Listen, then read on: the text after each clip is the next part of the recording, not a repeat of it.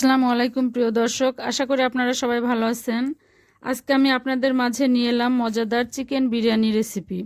যারা রেস্টুরেন্ট স্টাইলের ঝরঝরে বিরিয়ানি বানাতে চান, আজকে আমার ভিডিওটা তাদের জন্য। আপনারা অনেকেই তো অনেক পদ্ধতিতে বিরিয়ানি রান্না করে থাকেন, কিন্তু ঝরঝরে ও মজাদার বিরিয়ানি কজনেরই বা হয়। প্রথমে একটি বোলে দিয়ে দিচ্ছি 1 কেজি মুরগির মাংস। এখানে আমি সোনালী মুরগিটা ব্যবহার করেছি, আপনারা চাইলে যে কোনো মুরগি নিয়ে নিতে পারেন। মাংসগুলোকে রেগুলার পিসের থেকে একটু ছোট করে কেটে নিয়েছি।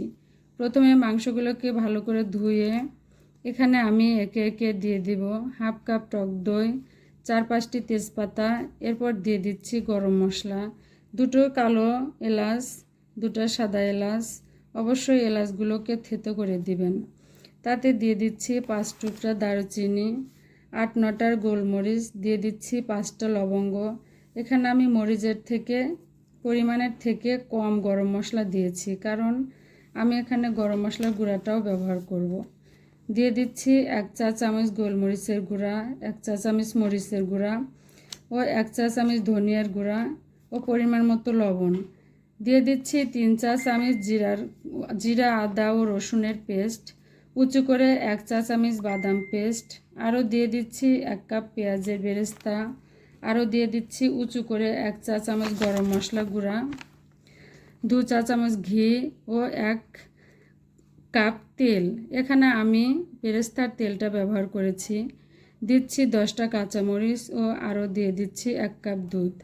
আমি লিকুইড দুধ ব্যবহার করেছি, আপনারা চাইলে প্যাকেটের গুঁড়া দুধ পানিতে গুলিয়েও ব্যবহার করতে পারেন। এরপর সবগুলো উপকরণ মাংসের সাথে একসঙ্গে মিক্স করে নিলাম ভালোভাবে। পর মিক্স করে নেওয়া মাংসটা চুলার একটি প্যানে ঢেলে দিয়ে একটু নেড়েচেড়ে নিব। দিয়ে দিচ্ছি এতে 1 চা চামচ চিনি, 1 চা চামচ লেবুর রস। লেবুর রসটা আমি আগে স্কিপ করায় আমি এখন দিয়ে দিচ্ছি। এরপর একটি ঢাকনা দিয়ে ঢেকে দিচ্ছি।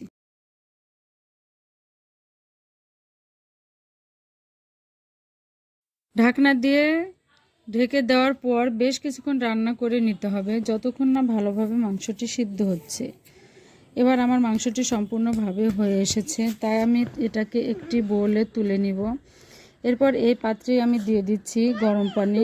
আপনারা আপনাদের চাউলের পরিমাণ বুঝে তার ডাবল পানি দিয়ে দিবেন, অর্থাৎ 1 কেজি চাউলে 2 লিটার পানি দিতে হবে।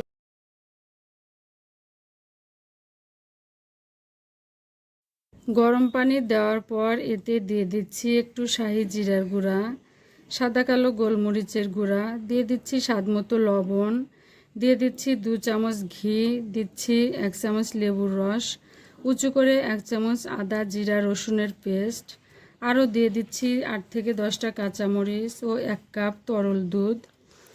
তারপর চাউল দিয়ে দিব, 1 মুঠো বাদাম দিয়ে নেড়ে চেড়ে এবার আমি এটাকে একটি ঢাকনা দিয়ে ভালো করে ঢেকে দিব।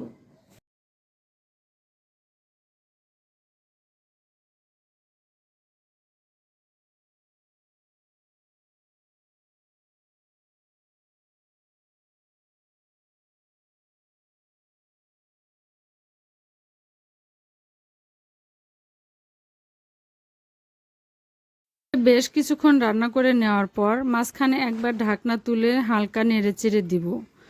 তারপর আবারও কিছুক্ষণ রান্না করে নেওয়ার পর চাউলটা সিদ্ধ হয়ে আসলে এখান থেকে আমি অর্ধেকটা চাউল একটা পাত্রে তুলে নিয়ে এরপর রান্না করে নেওয়া মাংসটা উপরে ঢেলে দিয়ে তুলে নেওয়া চাউলটা আবারও উপরে দিয়ে দিব।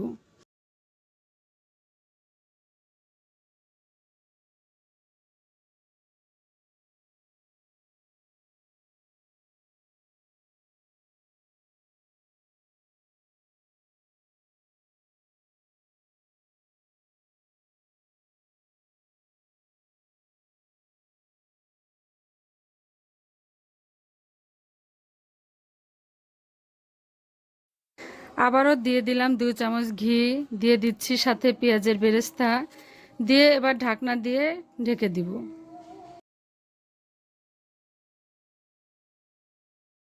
এভাবে 8 থেকে 10 মিনিট রান্না করার পর ঢাকনা তুলে নেব। দেখতেই পাচ্ছেন বিরিয়ানিটা সম্পূর্ণভাবে হয়ে এসেছে।